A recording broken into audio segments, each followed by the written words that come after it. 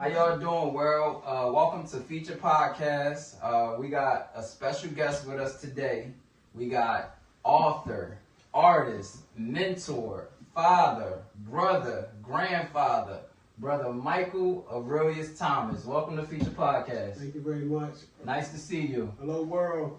How you doing today? I'm well, sir. Thank you. That's good. That's good. I want to know, how was it growing up for you in Washington D.C.? What year was it when you was growing up, by the way? I was born 1962, April 1962. Okay, so when you Early 60s. Okay, so when you got to be able to realize what was going on around you, how was it in Washington D.C.?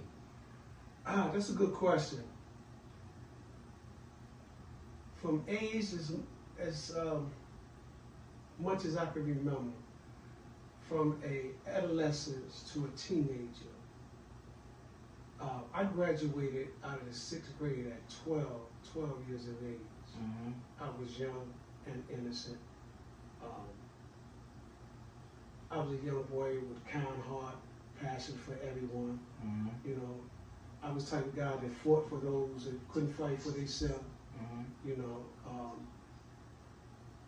and we lived on one part of an area where it was much different in Southeast.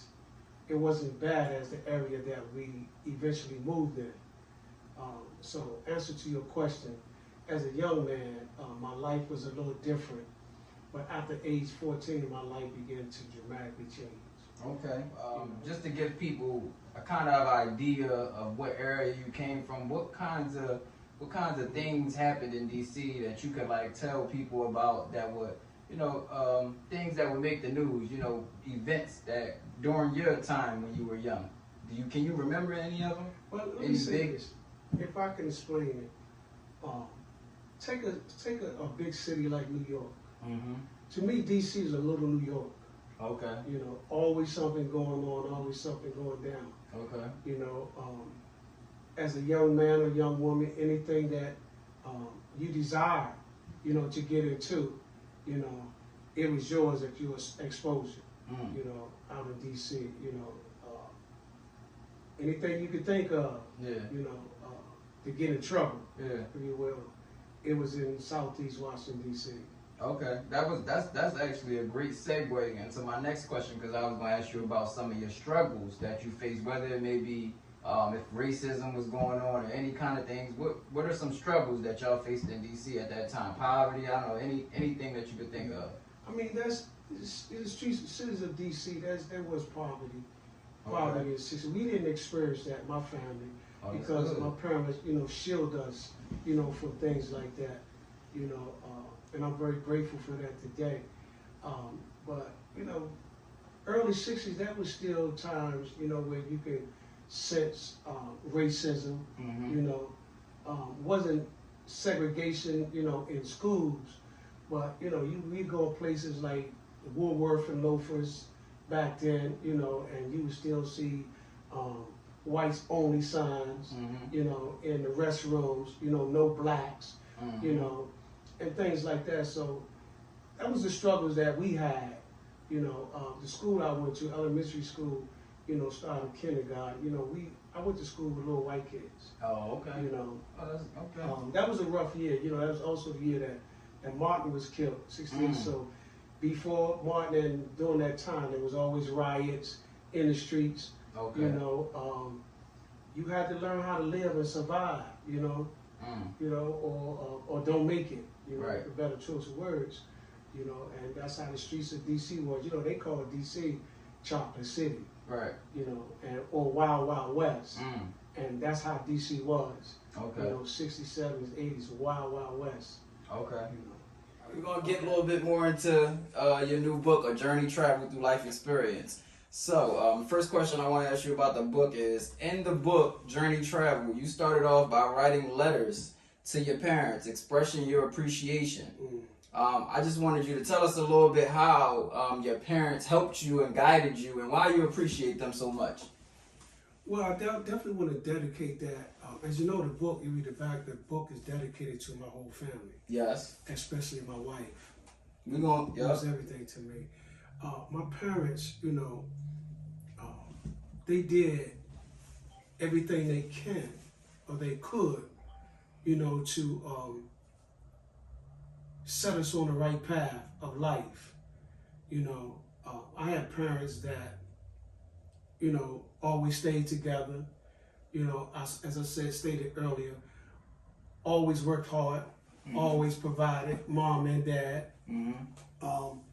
And even in their, you know, issues of life, they always kept it from us. Little did they know, when you're young, you watch and you see things, even when they're trying to hide it. But, you know, getting older, you can respect the fact that they tried to hide it. You know, my parents weren't street people. You know, they worked hard, they stayed home, and they took care of their family. And I learned a well-structured family. You know, we was the family that ate at 6 o'clock, 5:30, 6 o'clock at the table together. You know, and that's how, you know, close my family was. Close-knit. You know, close-knit. And I thank them for that. You know, they never threw us away. You know, they never kicked us out of the house when we was, you know, in our teenage years and doing the things that teenagers do. You know, it was always close. They always protected us, always provided, and they always stayed together. You know, in the midst of this life, you know, because life comes at you. And today I see that more. They still together at 63 years, you know, being married. Awesome. So, you know, I'm grateful, you know, that, because there's many things and many times they could have just threw me away, kicked me out, you know, but they never did. You know, even at times when I didn't have nowhere to go out in the street, I can always come home. You know, when I first left home at age 16, you know, in the streets, I can always come home and get something to eat and get some sleep, you know, and they did the best that they can. I mean, we didn't actually grow up under the admonition of the Lord, you know, but they did what they know to do, you know, and just want them to know that I'm very grateful for that. That's good. That's nice. You said your parents, y'all, they was close-knit. You had a close-knit family, and that helped you on your way. So my question to you is, how important is it to build a firm foundation at home with your family? And what advice could you give to young men starting their own family that can help them prevent a lot of the issues you faced or you prevented with your own family? What advice would you give to young men? When you first, Scripture says, he that findeth a wife findeth a good thing. And we already also know you courting first, you got a girlfriend. Maybe she will or may not become your wife. And unfortunately, sometimes in this day and time, you have babies before you get married. You do. That's true. You know, but understand that when that takes place, it's not just about you. You know, your life is just not yours. You know, there are lives connected to your life. Okay. So when you make choices in life and everything you do, you make sure that you make a choice for you and your family. Okay. You know, it's just not about you. Right. You know, God has entrusted you with another life. Right. You know, and, you know, structure your family. You know, build your family. You know, communication, you know, is always key. You know, the love and the communication, you know, and the way that you would like to be, you like your sons to be, you live that, or your daughters to be, you live that before them. You know, you model that before them. You know, because a lot of times you do things and you say, well, you know, son, you know, don't do what I do what I say. Right. You know, but that's not the case, because they always watching, because they're going to do what you do. That's true. So you model positive, you model character, integrity before them, you know, so because you're planting seeds, because they're always watching. Yeah. So, you know, you live the life, you know, you live the life before them, you structure your life like that, because your sons would pick that up, your daughters would pick that up, and they would create wholesome families. Yeah. You know, always say, you know, when you build up a man, you build up families, you know. So, you know, you build yourself up and you build up your wife, you build up your children, you know, and your grandchildren. You know, you laying a foundation for generations to come by the choices that you make. You know? Yeah, that's some good stuff. Yeah. I could definitely agree with that. Being a father of four myself, my kids watch everything I do, every single thing, and they definitely emulate all of it. Yes. let's switch it up a little bit. Let's get back into your book. Let's ask another question about your book. The first part of your book is titled Grace and Peace. In that chapter, you pose the question, how can a man be called of God but answered by the devil? Can you explain to the world exactly what you mean by that? Yeah. Exactly what that phrase means? How can a man be called of God but answers the devil? Yeah. How can a man be called? The question is asked. Mm-hmm. How can a man be called of God and answers the devil? You know, Scripture says many are called, few are chosen. But we are all called because God blesses all us with gifts. Chapter titled Making a Transition. Mm. You spoke about leaving D.C. and moving to Atlantic City in 1985. Tell us a little bit about your transition. How different was AC from D.C.? And did you face any hardships? Were the people different? Just tell us a little bit about that experience coming from D.C. to AC. That's a good question. Thank you. When I first thought about getting out of D.C., it wasn't AC or New Jersey. Oh. It was New York. Okay. It wasn't a real good choice. Leaving D.C. going to New York. Yeah. You know. Because you mentioned earlier, New York is like a small D.C. Yeah. So, but you got to think that, you know, New York is much bigger. You know, New York had 5 boroughs. You know, so, and all of them is, you know, it's tough times, but, you know, you can make it in New York, you know, like you can make it in D.C. But I had some hardships leaving D.C. You know, Okay. I was shot, you know. You wrote about that in the book too. Yeah, I was shot, you know, kidnapped, you know, stabbed, beaten. I had some rough times. In those days, we had Liberty gang fights. Not with pistols and guns, but you learn how to fight. Yeah. You know. And so it was rough, and so I just got tired of the lifestyle. You know, always had a desire to just be better. It's just that when my family moved from one part of Southeast, which I grew up as a younger boy, by the time I was a teenager, we moved across the bridge, 11th Street Bridge, in the Anacostia area was a whole nother world. And I literally became a product of the environment. You know, I really grew up, you know, and got worse than I was on the other side of the bridge. Right.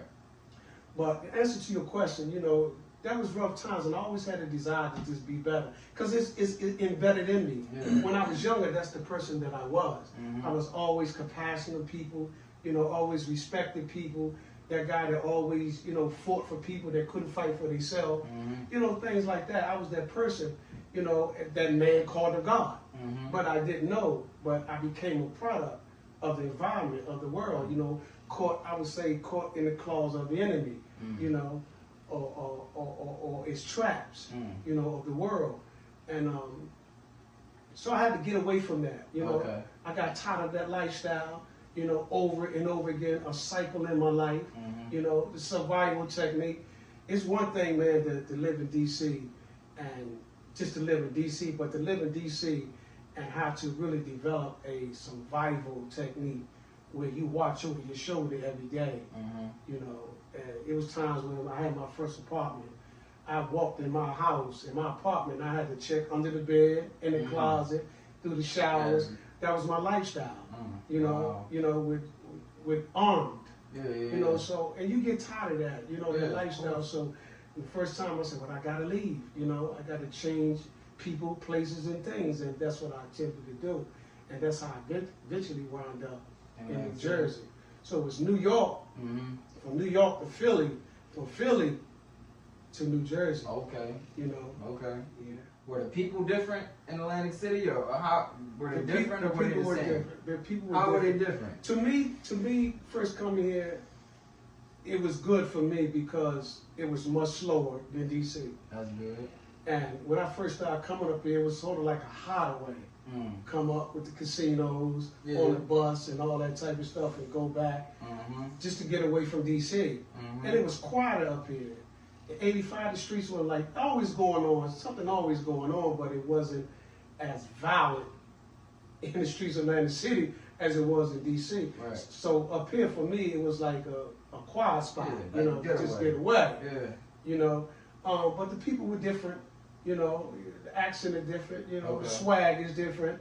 You know, so you take it, you know, adjust it. Yeah. You know, but people always knew that I wasn't from Jersey because the way I dressed, you know, the way I spoke, still had that accent. Yeah. You know, I think that was one of the things when I first met my wife that she fell in love with. Oh, man. Because I was different. That was different. Yeah. You know, and it was something different. So, you know, it was different. Okay. You know.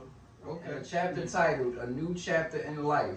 You said in 1998 you married my mother, Lisa Thomas. Mhm. How did your life change after getting married? And just could you give any advice to people considering marriage right now? Well, let me go back for a minute because my life changed in '96 when I met her. Okay. We married in '98. Okay. And I met her April of '96. Mm-hmm. And my life changed dramatically. Okay. After, you know, experiencing many relationships coming up, you know, Mhm. young man, that relationship was different. Mm. It stood out. It spoke volumes. You know, Mhm. there was something there, and it was Mhm. very obvious. So my life changed in '96 when I met her. Mm-hmm. We married in '98, and we both had a lot in common. And at that point, you know, my life was definitely needed change. Mm. And she was someone that I could talk to, share my past life with, Mm-hmm. you know, and you know, we were compatible. You know, and I learned, you know, that was my helpmate. You know, that was my wife. You know, I didn't know it then, you know, but I knew it years later that was the woman that God gave me. Mm. You know, and that changed my life. And in understanding that, it gave me a desire to want to be better. Right. You know, want to be the better man for myself Right. and for her. Right. You know, and you know, in that union, it just structured our family. Yeah. You know, and you know, always had that in me for my family.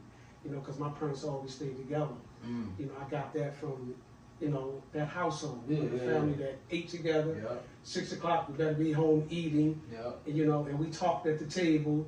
You know, so when I met Lisa, you know, that's how our family was. That's that family that I had in me. I was trying to structure. Very important. You know, very important. And that's what I would tell young men today. Okay. And, you know, it's like when you meet your wife, whether you know it at that time or not, and, you know, unfortunately, in this day and time, you have children before you get married. Yeah. You know, but when that happens, you know, you got to realize that your life is no longer yours. It's not just you, about you.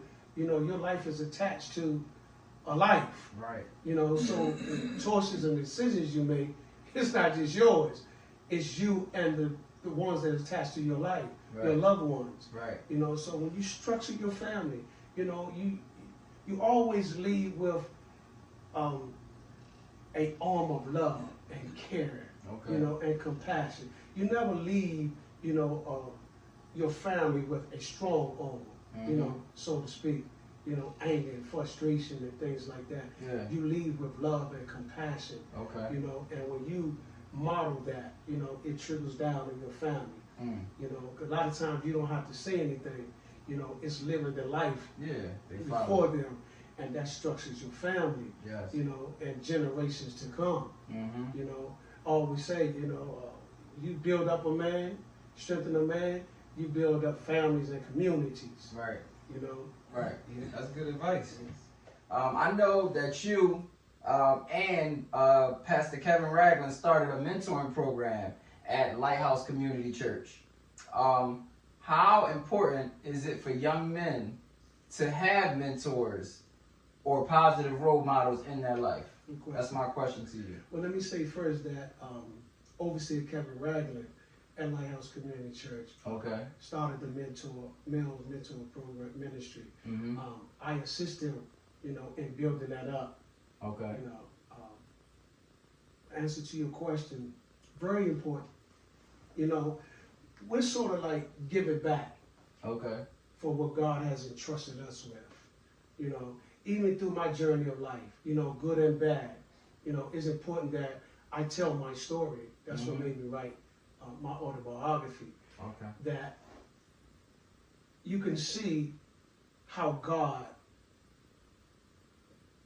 makes men. You can even go to scripture and you can see the great men of God, how God makes and builds up men. Sometimes it's through those journeys. And a lot of times if you can listen as a young man, you know, get those instructions early in life, pay attention, you know, in your obedience, you won't have to go through a lot, you know, to be built up, you know, things like that. So, you know, that's our aim, you know, is to give back, you know, to structure and build up, you know, edify young men, give them tools that they can use, you know, so when they do go through those trials and tribulations or those missteps or errors in life, because we will, you know, you will go through those trials and errors, you know, but you have tools, you know, you learn morals and principles that you can use that keep you on the straight and narrow or get you back on the straight and narrow, you know. So that's what the mentor ministry is about, you know, just to give back, you know, what God has blessed us with, you know. That's good stuff. So, in the book, you have a chapter called Maturity Through Adversity in the book. And that's a great connection to a mentoring program, because I'm sure kids nowadays deal with adversity of their own kind. But the title, Maturity Through Adversity, how did you yourself mature through adversity, if you can explain it for us? As I stated earlier, how my life was, you know, I had to learn the hard way. Most of the things that I learned, you know, in me growing and maturing, on-the-job training. You know, I had to actually go through the bumps and the bruises, you know, the trial and error, the missteps, you know, the slips and falls. You know, I had to go through all of that, you know, to mature. You know, and didn't happen overnight. You know, I'm talking about a cycle of life. You know, until, you know, God snatched me out, you know, saved my life, you know. And I had enough nerve, you know, to render my life unto the Lord, give my life to the Lord, you know. And but through my trial and error, you know, I matured. You know, through all I had to go through all the adversity, you know, I had to mature. And again, this is why we try to give back to the young men, you know, so they don't have to go in that direction, you know, to mature and grow. You know, you don't have to make the same mistakes that we've made in life, you know, because when you get my age, you know, it gets harder. You know, if you listen early, you know, in life and take those principles and morals and those tools you're given, you make it much easier for yourself. You know, you make it much easier for yourself. And you know, and you'll model, you know, your nephews and your nieces, you know, your sons. You know, you always have something to give them. As we said earlier, they always watching. You know, and they mimic, you know, everything that we say and we do. You know, but you know, my brother always say, the Lord will call. You know, He will tap at your heart. Answer the call. Answer the call. Pick up the phone. You know, early in life, and you won't have to go through a lot of struggles in life. That's some great advice right there. In the book, I read something about you did a prison sentence. I ain't gonna say recently, but you did a prison sentence 15, 16 years. That's a long time. Can you just give us a little bit of general background on how prison helped you, hurt you, whatever you think it did for you, whatever the case may be. Just tell us how prison affected your life. Well, I stated, I believe it's chapter 6 of the book. It's talking about incarceration. It's restoration. You know, what I mean by that is being able to restore. Prison is not punishment for everybody, although it may seem that way, but an opportunity. You know, restoration, an opportunity to restore, you know, some things in your life. You know, the person that you are, to restore relationships. You know, just an opportunity to build yourself up. You know, mentally, physically, spiritually. You know, I mean, you're there. You know, we used to always say, do time, don't let time do you. So you have an opportunity, you know, to build up your man, you know, to come into yourself, you know, align yourself with, you know, the right things of life, you know, in my case, the things of God, you know, so, and I took that opportunity, you know, I didn't let time do me, I did time, you know, I took the opportunity, you know, to build myself up or to allow God in my life and to build myself up, you know, spiritually, you know, intellectually. I had opportunity to go back to school, you know, first getting my GED, you know, '07. After that, you know, I got my associate's degree, Raritan Valley Community College in liberal arts. Was able to get enrolled in, they have this ministry, Foundation of Biblical Studies from out Florida. I was able to get my associate degree in biblical theology, you know, was able to get my certification, culinary of arts, you know, building trades, barbering, styling, and you name it, you know, Microsoft, you know, all those things. So I was able to take the opportunity, you know, that was given me, you know. So, you know, I believe that, you know, what the enemy saw for evil in my life, God surely turned around, you know, for my good, you know, and I, you know, give him glory and honor every day for that. But this is the thing, I had a desire, you know, to be better. You know, I took the opportunity, you know, to allow the Lord to clean my life up and to change my way of thinking and to change my heart. You know, That's so I'm a better man today, coming through that prison bed. That's good stuff right there. Clearly, prison had a very good effect on you, and you definitely took advantage of the opportunities that it presented. That's a good thing. My question to you is there any advice, however, that you could give to current inmates who might not see a way out of the prison bed? They might have 20 years, 30 years, whatever it may be, 10 years. But to the ones that's down, depressed, that might not see a way out, is there any advice you could give that can help them? Well, like I just said, it's opportunity. You know, if you don't have life without parole, and even then, you know, in God, you know, you still may have an opportunity, you know, to be released. But without life with parole, you know, there's a way out.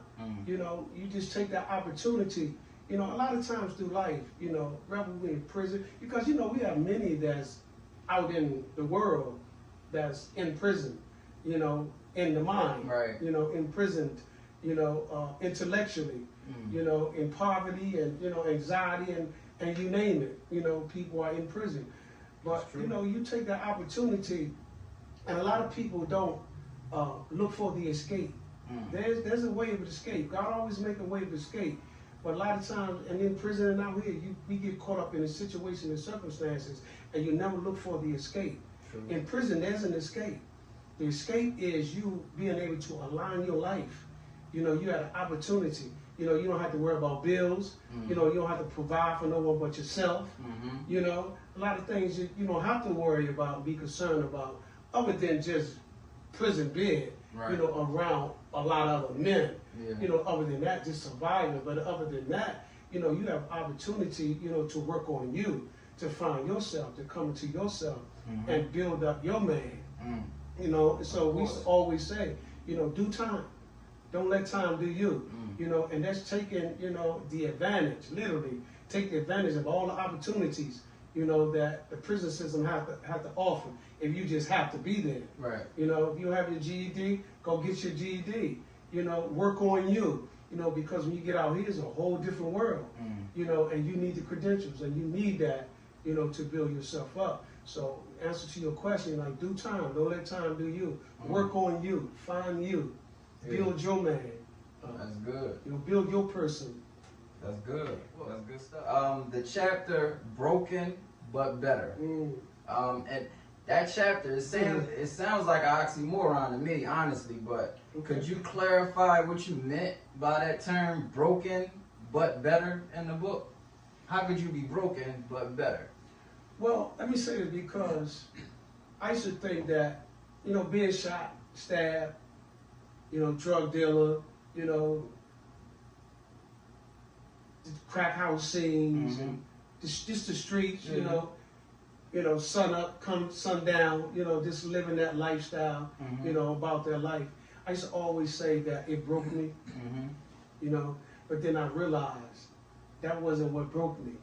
You know, I'm 61 today. I'm in better shape, you know, Okay.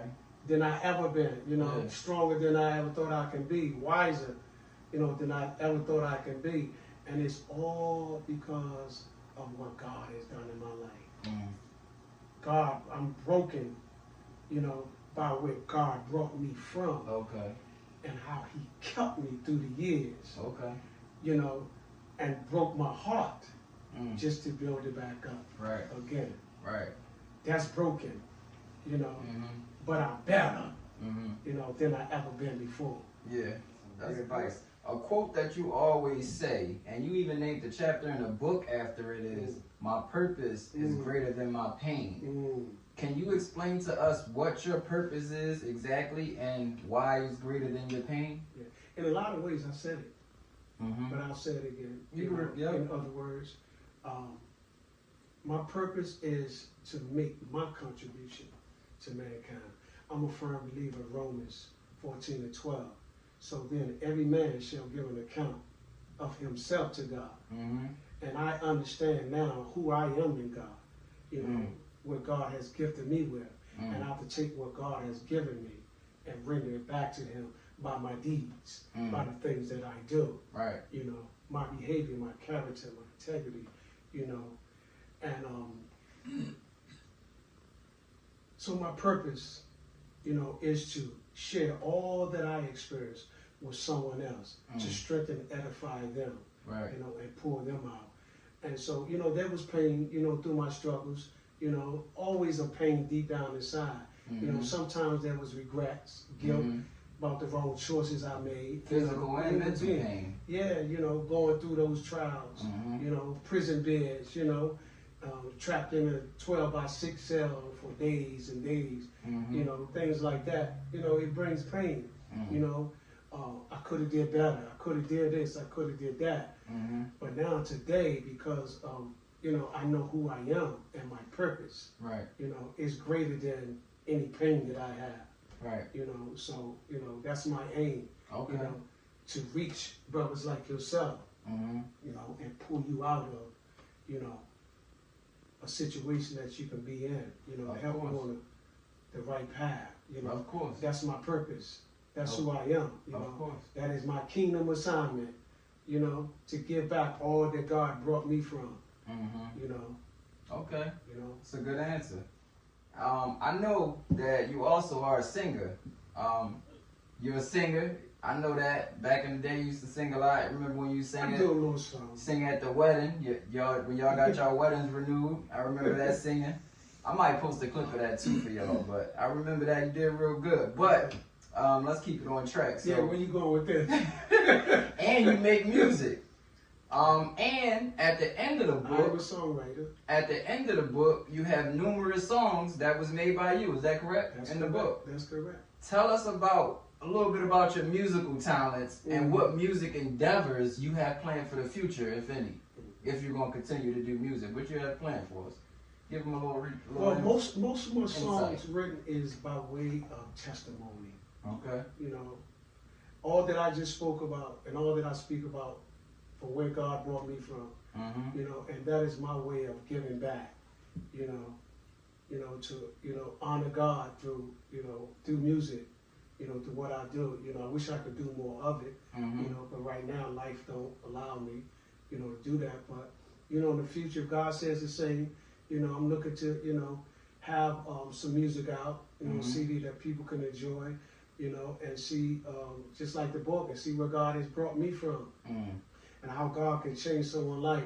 You know, I'm giving thanks through my music. Right. I'm worshiping through my music. Right. You know, like there's a song, The Great I Am, you know, I wrote. You know, he's a wonder in my life, you know, and that's who I am. You know, I am a testament today of how God can change a man's life.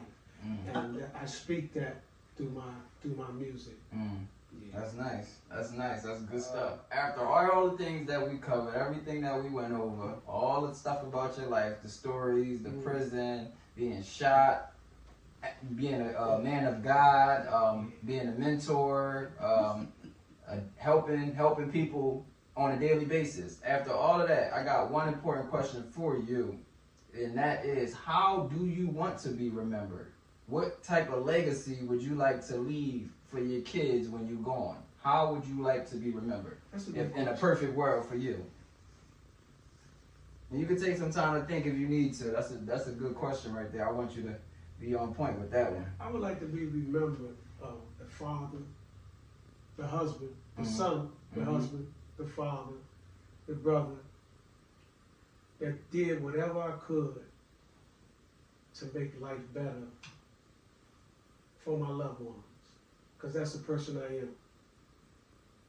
You know, we give my life for my family. You know, I would love to leave something, a legacy for my family. And that is, I was a man after God's own heart. That's who I am. You know, and in the midst of all I've been through, I love the Lord with all my heart. And he brought me out. You know, I look nothing like what I went through in life. And that's how I like to be remembered, that I love the Lord. You know, and then that, my heart will trigger down, you know, through my seed, my children, sons and daughters. Nice. Yeah. It's a beautiful thing. Tell us anything that you would like the world to know about you that we haven't covered. Is it anything that you would like to tell the world? You can look into the camera too this time if you want to, because we're talking to them. You could tell them anything you want them to know, any last remarks, any shout outs, if you want to, anything you want to say from your behalf. Yeah, well, you know, shout outs, I want to give a shout out to the nation's capital, D.C., you know, my brothers, my family, my parents, my brothers and my sisters. You know, I love you dearly. And to my associates, you know, that's still around, you know, this is what God can do, you know. Just be better, you know. You know, I would encourage everybody to be better, you know. Strive for the better you, you know. Be the better person that you can be in life.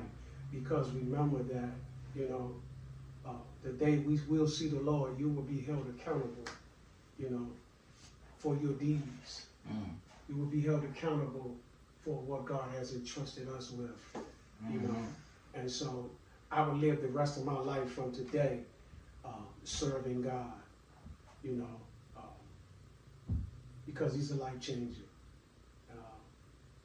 And you should try. Great. This has been time well spent. Some last remarks. Everybody go and get the book, A Journey Travel Through Life Experiences by Michael Aurelius Thomas. It's a great read. It's not too long either. You won't have to take too much time, but it's a lot that you can learn from it. You can purchase it on Amazon, or you can definitely go to the writer's block at Lighthouse Community Church this Saturday at 10 a.m.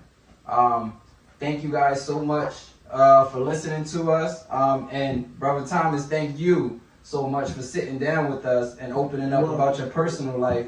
Despite how hard it might be, I know God has great things in store for you, and the world is lucky to witness your greatness. I pray every young man reads the book, A Journey Travel, because I know firsthand, after reading it myself, that there's a lot of jewels in this book. With that being said, we're going to end it. Everybody be blessed. Have a good night.